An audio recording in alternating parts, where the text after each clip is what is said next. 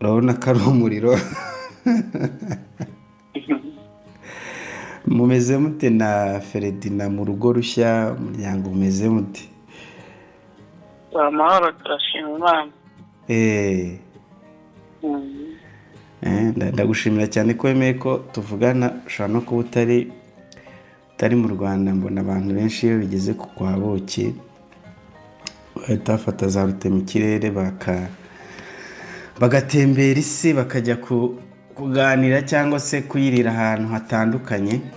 Wenda ushobora kuba utari nta, cyangwa se wenda uri nta, ariko bitakwemerera ko twahageza amakamera. Gusa nyine ndagushimira ko wemeye ko tuganira kuri telefone. Urakoze cyane Pastor, ndumva nshaka guhera kuri kino kibazo. Ibintu byagiye hanze muri kino cyumweru bibanjirijwe n'amajwi ari kuvuga, ariko uvuga noneho mu isura cyangwa se uvuga na to abantu batamenyereye, abantu batakuzimo, ufite uburakari bwinshi. Abantu bakavuga bati pasiteri bigenze bite? Pasiteri twari tuzi wigisha imbabazi, pasiteri twari tuzi bigenze bite ko avuganye umubabaro mwinshi, kavuganye umujinya mwinshi, kavuze amagambo akomeye? Ndumva icyo kintu nifuza guheraho kugira ngo wenda abantu bataza no kurambirwa, baze kumva buri kintu ku kindi. Pastor, aya majwi yagiye hanze cyangwa se iyi audio yagiye hanze, ni audio yagiye hanze, wenda ntabwo turibuze wenda kuza kubaza wayishyize hanze cyangwa se niba ubifitemo uruhare, ariko wenda mbere ko tugera aho ngaho, wari uri kuvuga iki? Byari bigenze bite? Kubera iki wari ufite uriya mujinya n'uriya mubabaro na ririya fuhe bigeze hariya?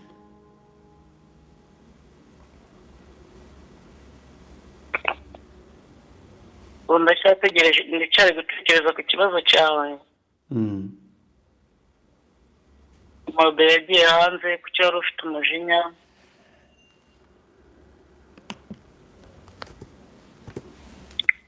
Undi se audio ko nari nyihaye umuntu ukaba uri gushaka ko nyisobanurira isi, muri uragira ngo bigende gute?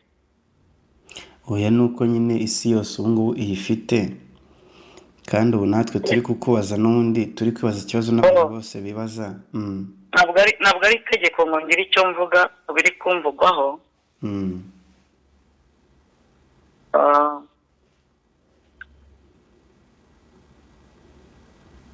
Kandi no kuba navuga ntawampanira ko mvuze cyangwa nkanyangire ko mvuze. Pastor Mutesi, imyaka 8 maze kuri rezo sosiyo, ntabwo naje mbabwira ko ndi umumarayika. Yego. Nta rimwe nigeze mbabwira ko ndi umumarayika, nababwiye ko ndi umuntu wakora amakosa cyangwa ufite uruhande rw'imbaraga akaba yagira n'urw'intege nkeya. Ariko kandi ntabwo nigeze mbabwira ko ndi umuhemu, ko sinzigera nanabawe.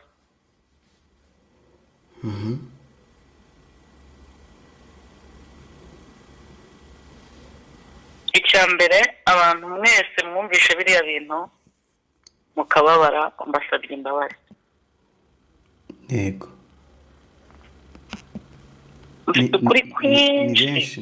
Ni benshi bababaye. Mfite ukuri kwinshi nabivugaho uburyo n'uwanutse nsaba imbabazi.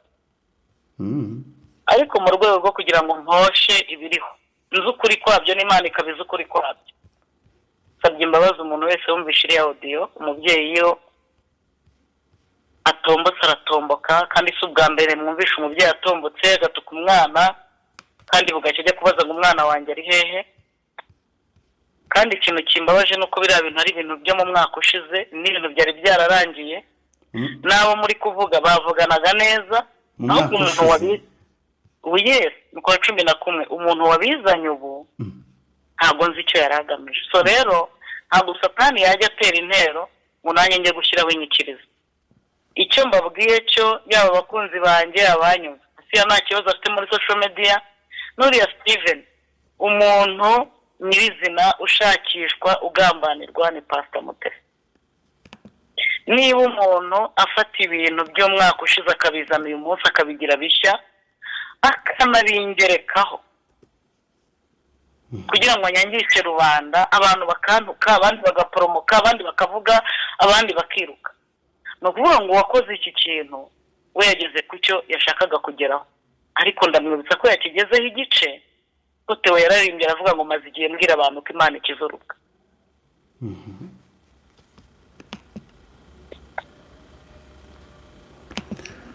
Pastor ira audio ntabwo ari iyo muri kino cyumweru gishize. Kare. Biriya ni ibintu byabaye biranarangira, ndetse na Asiya na Steven ni abantu bavuganaga neza, niba biba bari kuganira bavugana neza, ahubwo wabizanye nyirizina igihe we yahigaga. Kuko ku munsi w'ubukwe Amarade ne wambwiye ngo hari ikintu kiri kugutegurwaho kitari cyiza cyo kugusiga isura mbi mu bantu ngo ari kuzihangana. Ndavuga ni kibi nuko hari umuntu naba nahemukiye, ariko kumva ngo amajwi ya Mutesi ari gutuka Asiya, mukanya ngo amavideo, mukanya ngo amajwi ya Asiya mu rukundo, umuntu wakoze iki kintu pe Imana imurebe, ariko binabaye byiza azakurikirana nese mu by'ukuri yashaka kugera ku uko wenda bizagera igihe nacyo tukimenye. Regara igihe utangiza intambara mbi ku buzima bwa mugenzi wawe yajya kurangira ikarangirira kuri wowe. Uwabikoze wese yari afite icyo ashaka, kandi ni ikintu kimeze nk'akagambane kiri gukorwa. Kuko niba umuntu yarambwiye ati hari ikintu kigiye kugukorwaho kitari cyiza, nuko ibintu byari byarapanzwe byarizweho, naho ngenzi ngo navugane n'abantu mu gikari, nzi ngo n'ibintu byararangiye, ko kugeza umunsi byavugaga nta kibazo na kimwe narifitanye na Asiya. Burya ntacyo twari dufitanye, ariko abantu babihereye yuko batigeze mubona mu bukwe bwawe. ukamubona mu bukwe bwanjye zari impamvu yasobanuriye, ntabwo zari impamvu z'urwangano rwari turi hagati.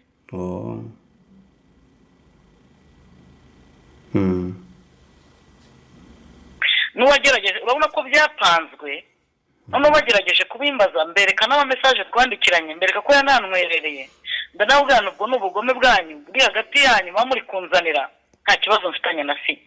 Ariko kumbi abantu bafite ibintu barangije gukora, barangije gushyira muri gahunda y'uburyo bagiye gusenya imitima yacu. Twese kuri iyi si nta utaganira mu bwiherero, nta utagira umuntu bavugana bakavugana nabi ariko bikarangirira hagati yabo.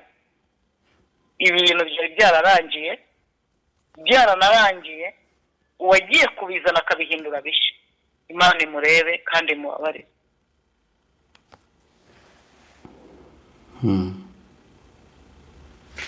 Pastor wanyemera nkakubaza, abantu bavuga yuko urumva wenda ku bantu bakanyuremo gake mu ncama cyangwa amasegonda 20 kono batazi biri kuvuga online cyangwa se kuri YouTube nibyo turi kuvugaho, ni inkuru zajyana cyangwa se ziri hanze zivuga yuko zigaragaza nyine ngo uburyo watutse Madame Asiya cyangwa se umugore wa Pastor Theogene Nyakwigendera, ndetse n'uwo mwuka mubi wose n'ibyuko ushobora kuba ari we wamuhuje n'umugabo bari bagiye kubana, cyangwa se n'ubwo bagifite gahunda yo kubana nk'uko mu majwi byumvikanye bapanga iyo mishinga. Abantu bakibaza kino kibazo cya mbere, Pastor, ni wowe wahuje cyangwa se babyitaho no gutangamo pase, ni wowe wahuje bariya abantu babiri Asiya na Steven? Bongeye kugusubiza nk'umuntu uri kubwira abakunzi banjye, ngiye kubaha ukuri, kandi nimusanga iki kintu mbabwira ari ikinyoma, uwakundaga Mutesi wese azasibe nimero ye. Ntabwo ari jye wahuje Asiya na Steven, uko ni ukuri mbabwiye, ntabwo ari jye wahuje Asiya na Steven. Ntabwo ibyo numvishe ngo pasi yo sinjye wayitanze, bapanga na gahunda zo gukundana sinzi igihe bakundaniye bajya mu rukundo sinzi igihe barugiriyemo cyokora nibo bampaye amakuru ko bakundana ariko mu by'ukuri nk'Imana iri mu mutima wanjye singewe wahuje Asiya na Steven abaye umukirita akabenyangamugayo ibi mvuga arabizi ko ari ukuri na Asiya nzi ko ari inyangamugayo ibi nawe arabizi neza ko ari ukuri singe wamuhuje na Steven.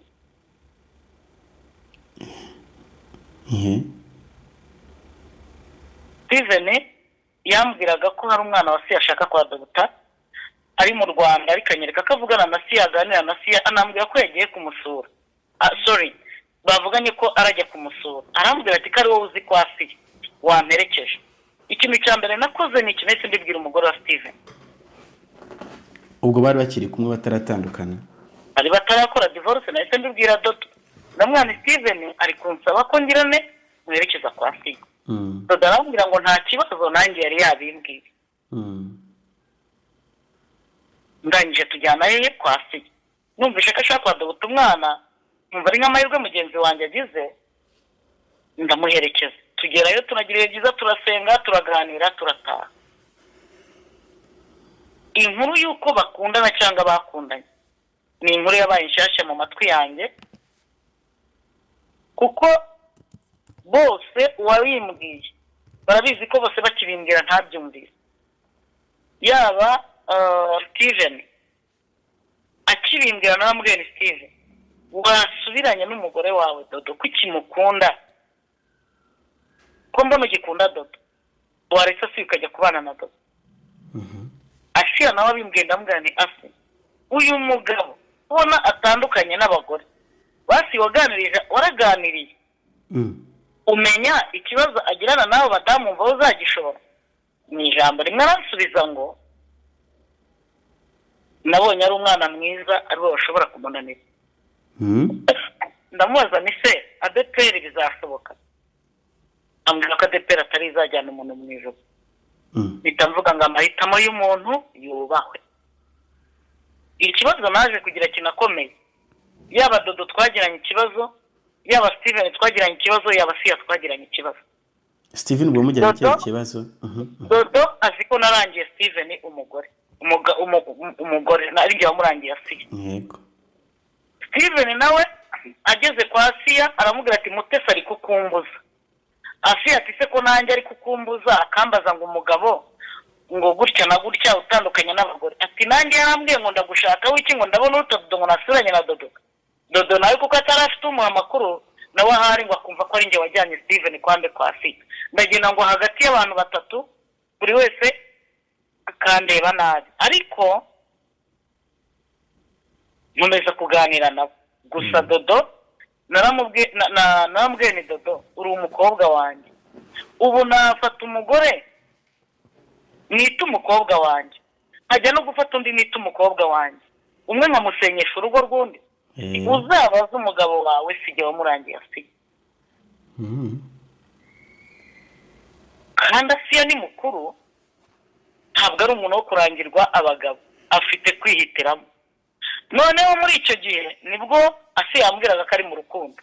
Tuvugana amahitamo y'umuntu yubaho, reka ndeke kubogamira Dodo, ndeke no kugira nibogamira, mvuge ngo niba bashimanye bazabana.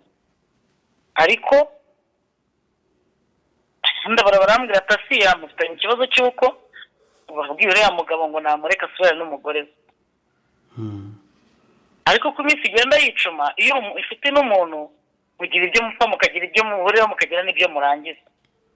Nibwo Steven yaje kuzagira gute kuzandegera Asiya, ambwira ngo ibyiza byose yamukoreye, ngo ibyo yamuhaye, ngo ibiki ngo none ngaramuye mukengo yamuriye amafaranga. Reka nkubwire bo kanubahe Asiya uretse na Asiya umwana wanjye nabyaye,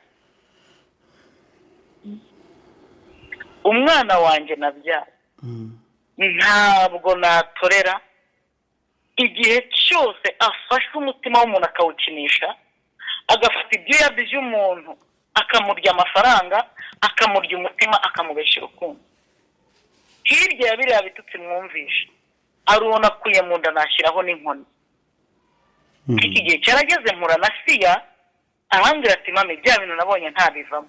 muri uko kwa cumi aranganiriza urumva nk'umuntu w'umubyeyi ntabwo mvuga ibyo naganiriye nawe yego mbasha kumwumva ndanigaya cyane ko nari narangurimiye hwita